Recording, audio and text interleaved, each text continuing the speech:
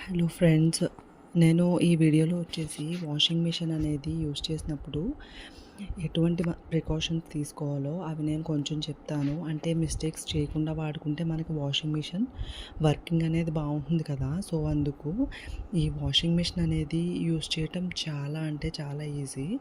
And ఇప్పుడు వచ్చేసి washing machine వచ్చాక అసలు బట్టలు ఉతకటం అనేది మానేసాం అందరూ. ఒకప్పుడైతే అందరూ ఇంట్లో బట్టలు రుద్దటం ఉతకటంతోనే గడిపేవారు.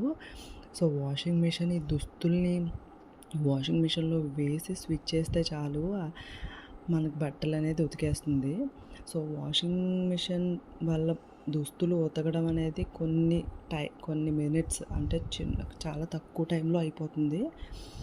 అందుకే వాషింగ్ మిషన్ ఇప్పుడు చాలా లగ్జరీ ఐటెం అయిపోయింది ప్రతి ఒక్కరి ఇంట్లోని.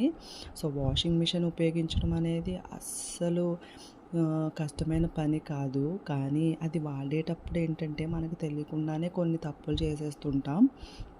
అలాంటి చిన్న చిన్న మిస్టేక్స్ అనేవి చేయకుండా ఉంటే మనకి వాషింగ్ మిషన్ అనేది వర్కింగ్ చాలా బాగుంటుంది. అండ్ ఎక్కువ కాలం కూడా మనకి లైఫ్ టైం అనేది బాగుంటుంది కదా.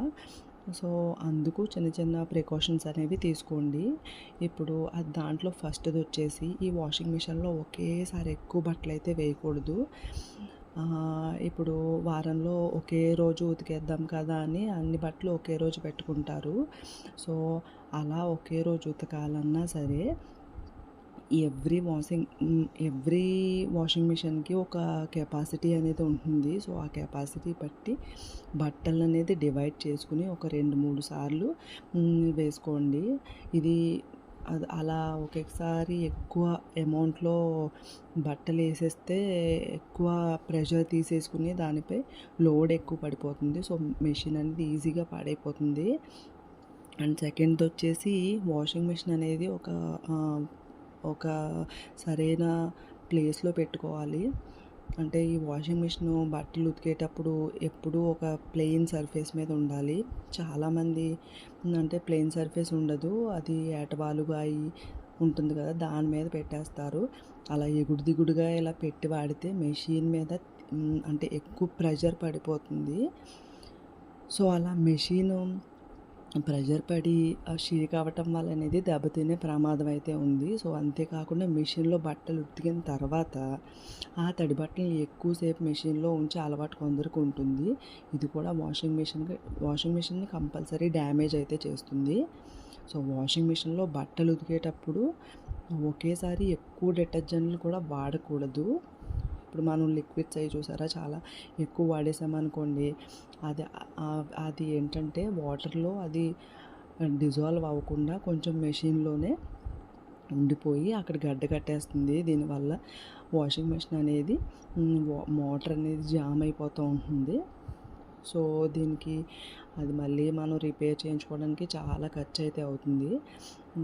ఇప్పుడు లాస్ట్ది వచ్చేసి కొంతమంది బట్టల్లో చాలా వస్తువులు అయితే వదిలేస్తూ ఉంటారు.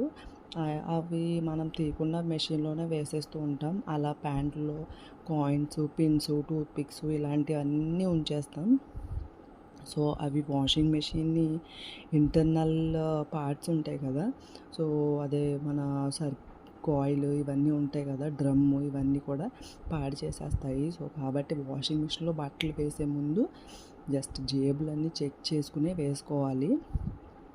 సో ఈ ప్రికాషన్స్ అనేది పాటిస్తే మీకు వాషింగ్ మిషన్ అనేది చాలా ఎక్కువ కాలం అయితే పాడవకుండా ఉంటుంది.